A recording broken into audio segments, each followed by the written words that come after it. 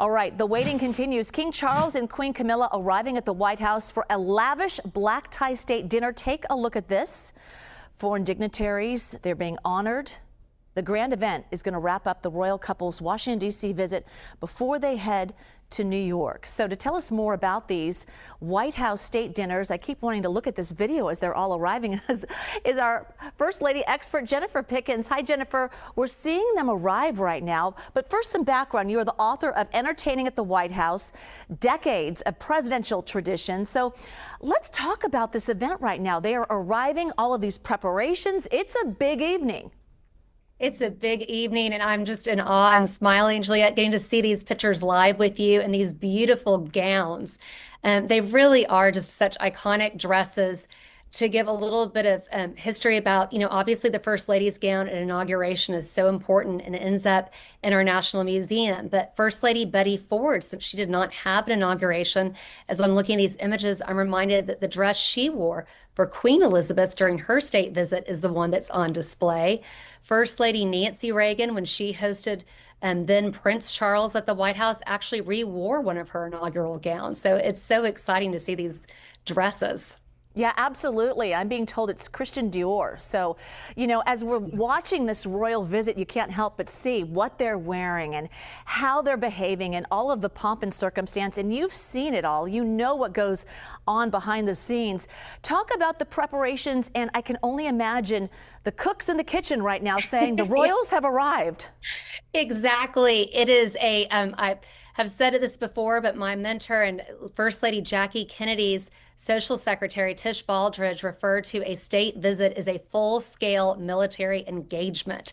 And she's not exaggerating. Weeks and months of preparation will go into this with the State Department, the Office of Protocol. Everyone is, piling over books, making sure that every single flower, food, morsel, sound is perfect.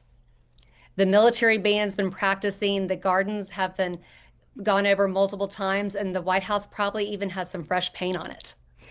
Okay, this is really, inside info, but they're both wearing a shade of pink. Do you think that the ladies are? Do you think that they kind of touched base a little bit, or their designers did? How does that all unfold? I don't know about this evening, but I cannot imagine that they did not, their offices did not share that information. And it is just beautiful and so complimentary of each other. Yeah, you better coordinate, right?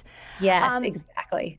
Can you talk about the menu specifically? They must say, and do you have any allergies?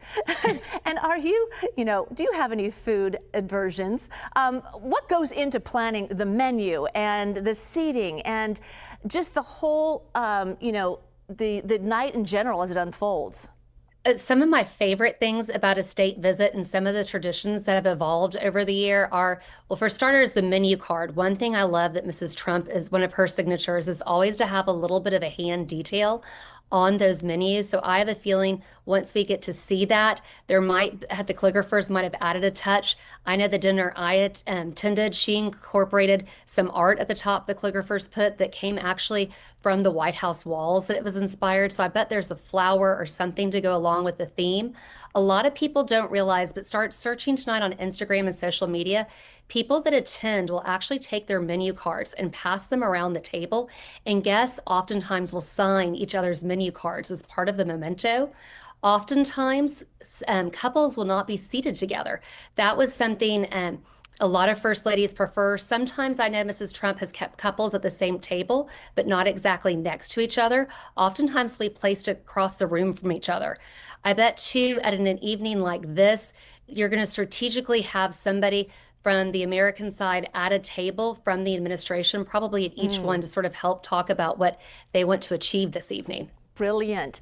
I can't imagine that King Charles and Queen Camilla aren't going to have just an amazing night. They can't have bad reviews after what's been laid out there, right? Oh, absolutely not. And the last time they had a fabulous state visit like this was during the Laura Bush administration. And I loved her social secretary, Lee Berman, said it was like watching a newlywed couple because they'd only been married a few months before as part of their honeymoon, exiting the White House. And I do think that the royal family does have, we use that term special relationship, but it really cannot be overused. They have such a wonderful relationship with our first families, and it's fun and all the fun banters you'll hear between each other and the jokes that they play on each other. It really is just such a warm and personal visit. Yeah, it really is fun to watch. Okay, and then let's talk about the etiquette. It must be a handwritten thank you note at the end. Yes? Absolutely.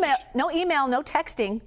No, and my greatest White House story, truly, I think that really is a testament to the British royal family. And one of the reasons we love them so much, when Queen Elizabeth left after this last visit during the George W. Bush administration, she was so moved. She actually had her equivalent of a White House chief usher reach out to the White House chief usher, Admiral Rochon, and they invited Admiral Rochon, Chris Comerford, the White House executive chef, the pastry chef, some of the ushers, had them go to Buckingham Palace across the pond and were guests of the Queen as a thank you for her evening. That is how, this is an orchestrated, perfect event for every detail, and they noticed that. And I loved that Her Majesty Queen of England wanted to treat the White House staff afterwards as a thank you. Which is better than a thank you note. That's true. Thank you notes, handwritten, are always top notch, though. Always too. The best. Absolutely. You'd say that. All right, Jennifer Pickens, thank you. We'll send you our handwritten note soon. Thank you, Juliet. I will do the same for sure. All right, thanks.